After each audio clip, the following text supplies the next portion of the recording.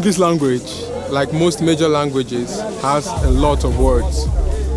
The Oxford Dictionary has about 600,000 words in its repository, while the Merriam-Webster Online Dictionary has approximately 470,000 words.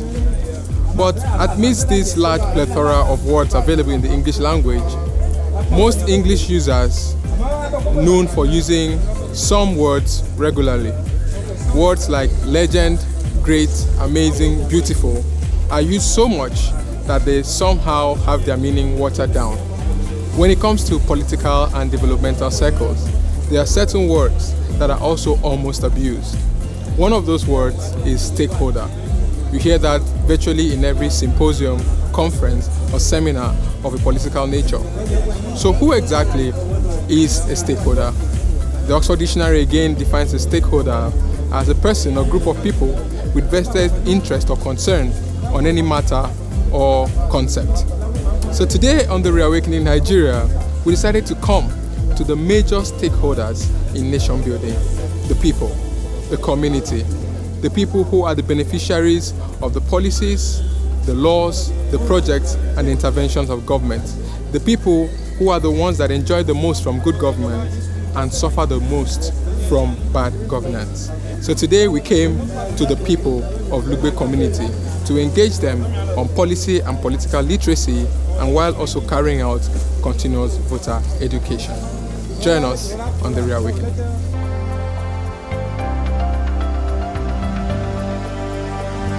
During the community sensitization exercise, the Reawakening Nigeria team interacted with and engaged 120 youths in the Lugbe community of the Federal Capital Territory in Nigeria. You're highly welcome. Thank you. Thank you, sir. It's a pleasure to have you. Thank you. All right. Thank you very much, everyone. Good morning. Good morning.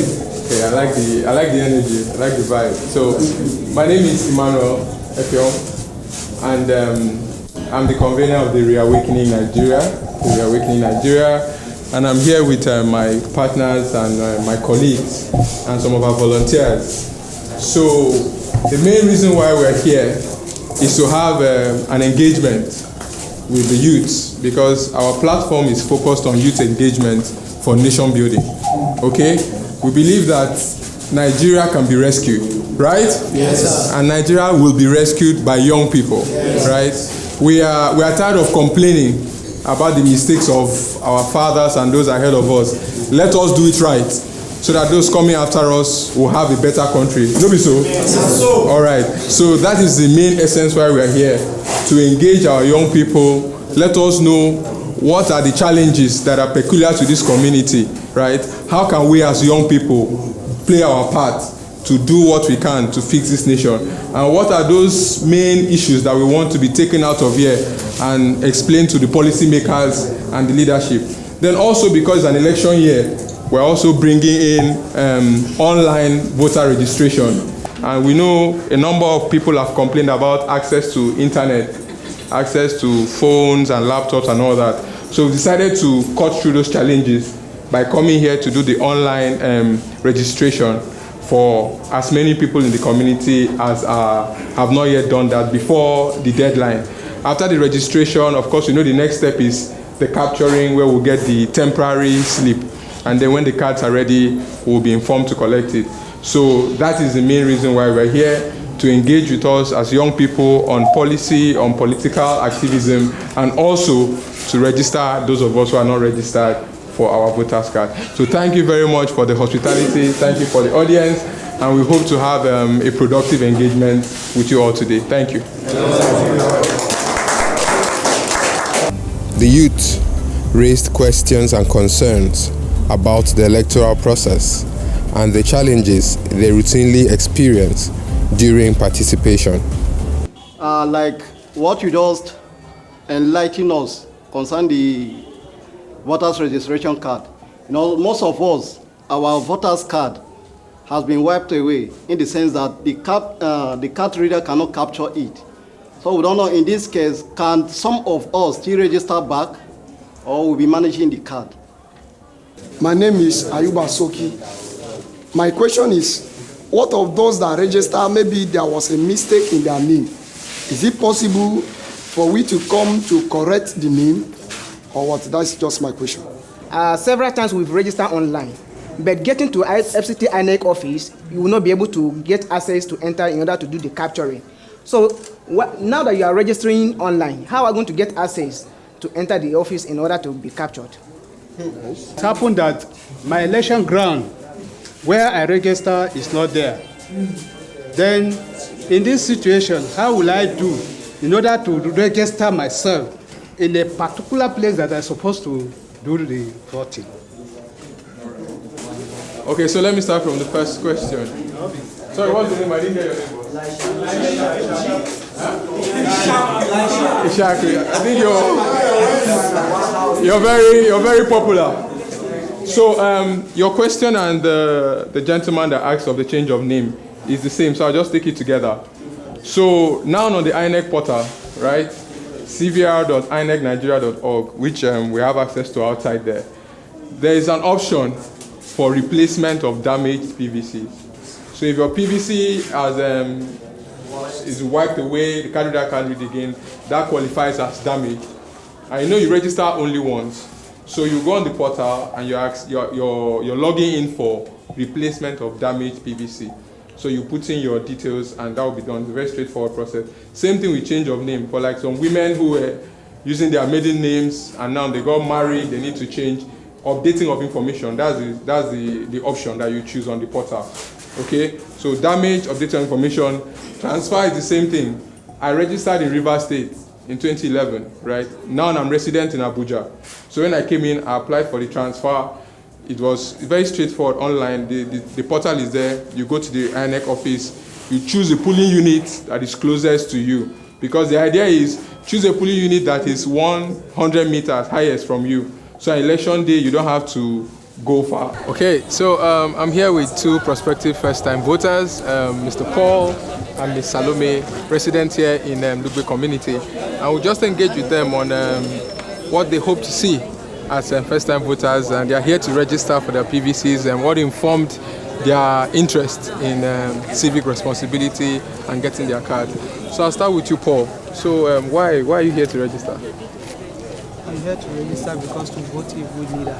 Because it has been so difficult for we to go out there to register for our voters card. Now that it's close to us, so we need to register to vote a good leader. A good leader. So what about you?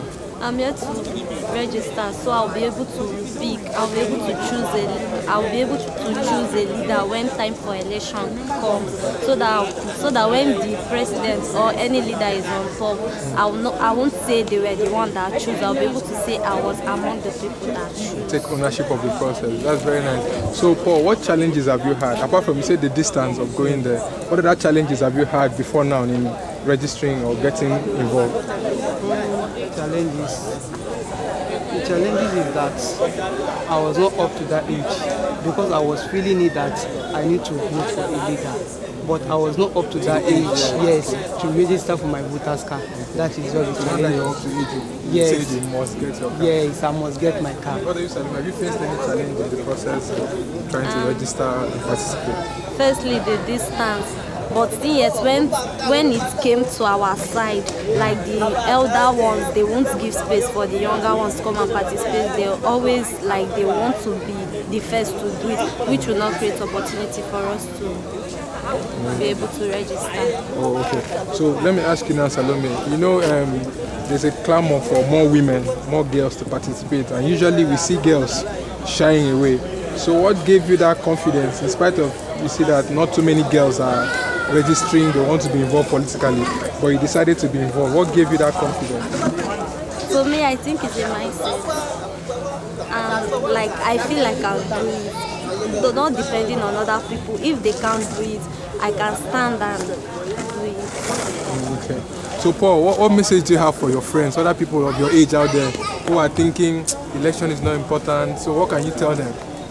Okay, my mates outside there, I will advise them because I was waiting for a time like this to see me registering for my voter's card, because it's very, very important to know that you are the one that choose the leader. No matter what, you feel it that yes, I'm the one that voted for this leader to stay on top. So my mate outside there, if you are up to age, please try and collect your voter's card. It's very, very important, and it will help our country, Nigeria. Okay. What about you to other girls who are shying away from the process? What can you tell them? Okay, to my fellow youth and girls out there, our advice will come and register for our voters card, so that when election comes, we'll be able to participate in it. Not that when leaders are there tomorrow, we'll start complaining and saying it's our parents that choose. We're able to stand and say we were the one that vote and pick our leader by ourselves. Okay, so last question for you guys. Same question, both of you can take it one after the other. You said you want to vote a good leader. How will you identify a good leader come election time? What are you looking out for? Seriously, we can't predict. We don't know the good leader yet. But we'll be able to know that yes, this is the leader. You know, everybody has his own mind, his own mindset to vote a leader. Even in any congregation like this, you say they will choose the leader, they will do voting. So what your mindset is, that is where you will go. So yes, we are trusting God. You can't tell me that yes, I'm going for election.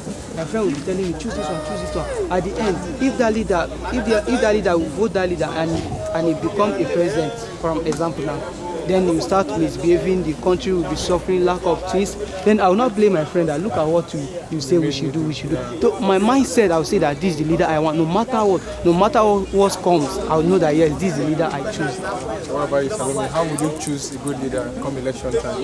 What are you looking out for? To me, I don't really know any qualities, but I just trust God. Maybe we just put it in prayers and then we just leave everything to God. Okay, so if I let you guys go, I'd like us to follow the campaign process, okay? Because the candidates will be going on campaigns. They'll be giving speeches. They'll be telling people their manifesto. This is what I can do. This is what I've done before, okay? So let's look out for people that have competence, people that have proven that they've done good before, okay? People that have capacity, and then let's vote them into office, okay? So thank you very much, Paul and Salome, for your time, and thank you for coming to register, and I hope you can spread the message to your friends. Let's salvage this nation. All right, thank you.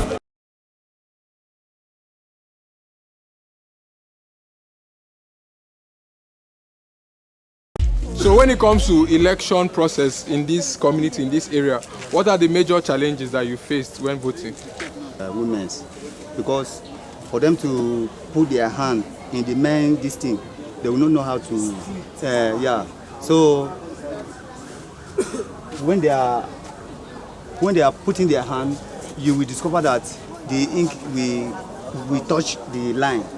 So so we don't know what to do about that, because you cannot follow her and say let her put her hand here, because they will not allow that. So and all those things we lose numbers of our votes. So I don't know how we are going to do about that.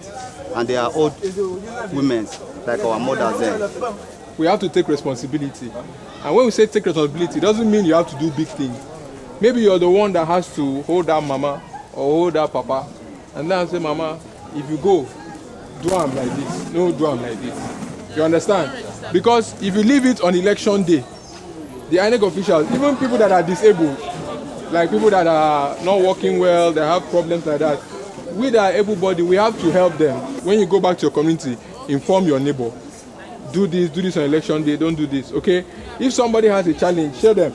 In short, you voted in February now, during area council election. So you can describe to them how ballot paper is. Say if you turn print, make you no come out for this paper, enter the next paper. Make sure say all your ink finish for your party side.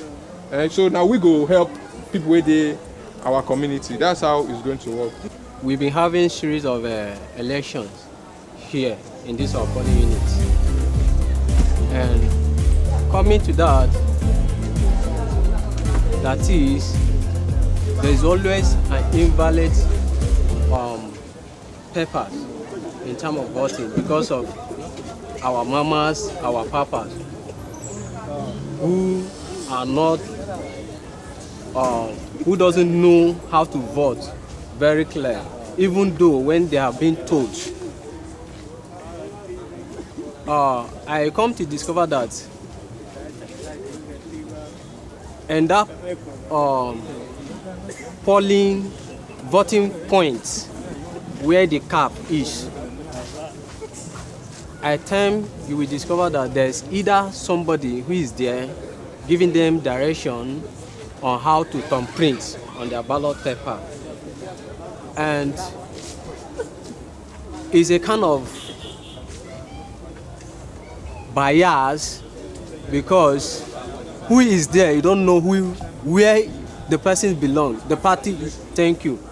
I cannot speak for INEC because I'm not a representative of INEC, but we hope that dialogues like this will get to them and it will form part of their assessment of the electoral process to make it more biased in a way that people that are with disabilities cannot be disenfranchised. So thank you very much for that suggestion. Part of the challenges the people of Lugbe identified was the logistical issues around registration and collection of their permanent voters' cards.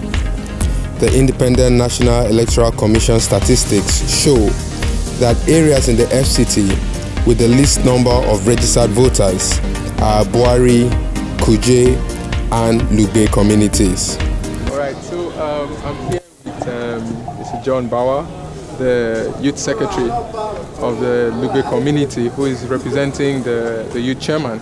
So we're just going to have a dialogue on the pertinent issues and the challenges that the youth in this community face, especially as it involves governance, electoral process, and nation building.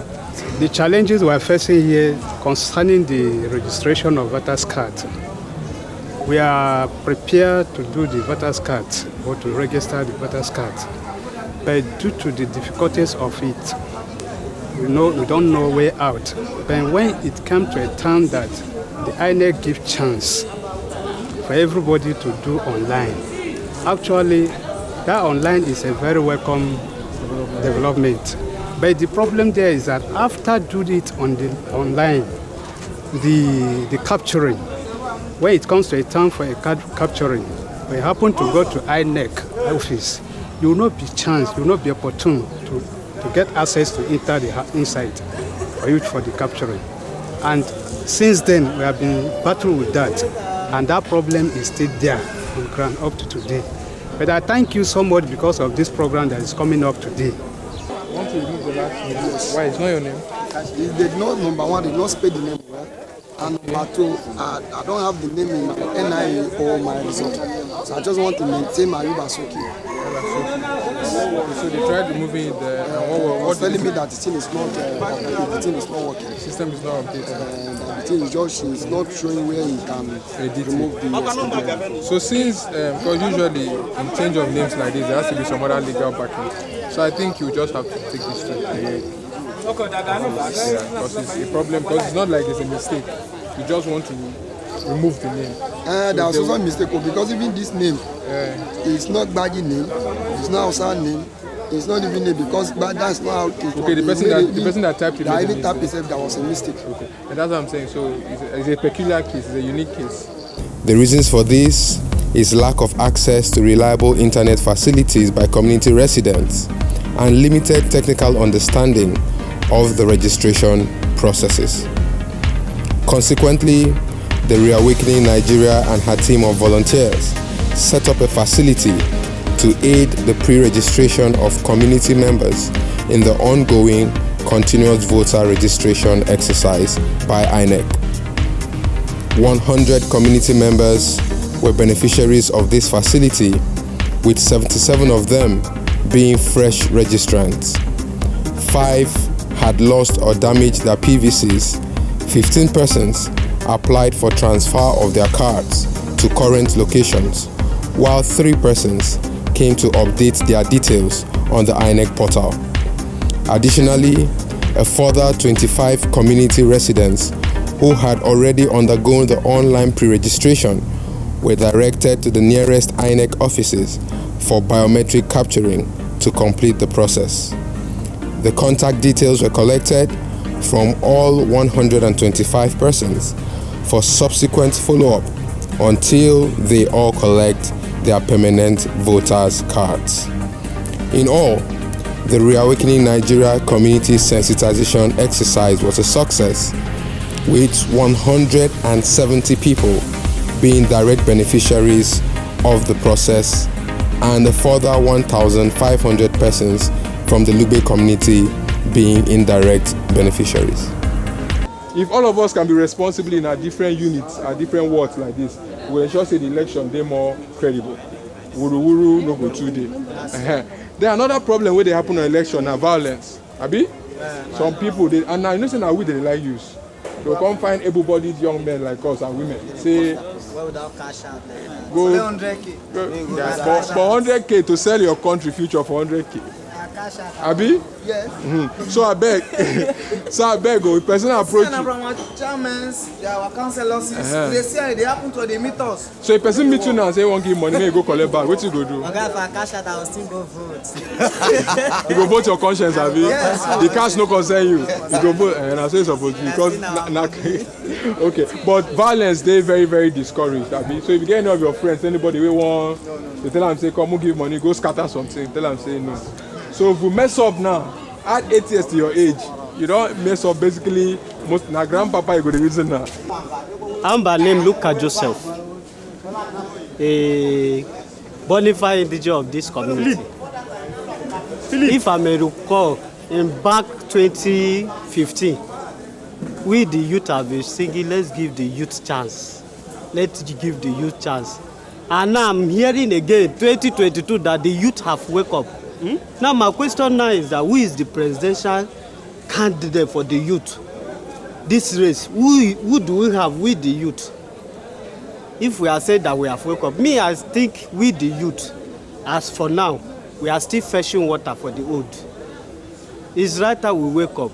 That is the plain truth. Actually, a number of youths have declared. A number of youths are running. Yes, they are.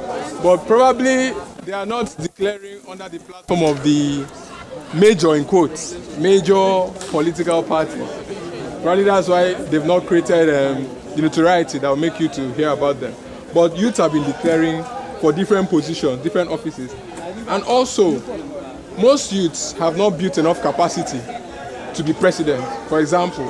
So they prefer to start maybe from the state assembly or governorship or house of reps. So in all these other positions, there are lots of youths running for office. It's better we have you running for where you know you're capable than saying you want to be president when you've not built up the capacity to be president, right? So there are youths that's running. But like I always say, don't just support a candidate because of age. Look for their track record, look for their competency. What have they done before? What are they doing now that can prove that if they go into office, they can do well? It's not just exclusively a function of age. But they are youth running. You're also a youth. You can run, right? So as an electorate, we need to understand the duty of every office. If you're going to the Senate, we know what the senator's duty is. So don't come doing campaign and tell us that you do the work of a minister. I don't know if you understand. So let us ensure to educate our community on this aspect. The indigenous youths decried the state of underdevelopment of their communities and advocated for increased representation in the federal government, asking for more seats in the House of Representatives and the Senate, as well as an appointment of an indigene as the Minister of the FCT. So in terms of governance, socio-economic development, what are the things that you would like to see improved in this area, especially as it affects the youth? All right. Actually, what you are saying or what you are asking, and that is the problem, the economy problem we are facing. What are those problems? We here in Lugbe Community, the youth that we have, they are very vibrant, and most of them have undergone school. Then after the school, you will come and remain at home, no job. And how do we cope up with that? That's our challenge. Now looking at the way we are seeing how government is running, in fact, especially in terms of politics, you see the way the politics was before is no longer like that as of now. Why am I saying this? Just take a look in terms of contesting in any position politically. I'm telling you, Before, it wasn't like that. When someone tried to contest in any position in politics, at least for you to spend, you will not spend a huge amount, much. You understand? The only way that will make you to spend much is during the campaign. But today, the way the politics is running today is very challenging. I am telling you that just take a look with present era that we are into now. Look at just to purchase a form, a presidential form. You understand? How much are they selling? 100 million. That's for just one party? Just for one party. And we are here, youth, crying. We don't have money to sponsor ourselves to school. My advice is that we are doing nothing. Consider this is primary school, right? Yeah. This primary school is part of development, of which, if government can consider, every community has, instead of spending money, 100 million for a particular fund, why not use that money to develop our primaries? Look at this one. You are watching. Look at this one. This is government property. And look at the ceiling. Look at everything. Windows and all that. Is it put in order? This is like a senatorial seat. Now we only have one. Okay, you mean the FCT? Yes, the FCT. We only have one. And one cannot dominate 100. Cannot do all. So what we appeal to the nation, at least, they should ask at least, let us have 2 senatorial seats. Yes. Or 3. Or 3, if possible. Because we are cheated. We don't have minister. We only depend on one. But there's a minister for the FCT. It's not from Abuja. Okay, you want an indigent to be the minister? That's what he's saying. What we are saying and what we are fighting for. Okay. So that brings us to the end of our community engagement and town hall meeting here in Lugbe Community. We've spoken to the people, we've listened to their challenges, their pain points, their struggles they have with them participating in the electoral process, and the clamor they have for more indigenous representation at the National Assembly and with ministerial appointments. We also encountered the passion and the fervor among all the young people to contribute and participate in nation building. And these boasters, I believe that indeed, because of them and more youths like them, Nigeria must work, Nigeria can work, and Nigeria will work, but only when we all work. Until next time on The Reawakening Nigeria, bye-bye.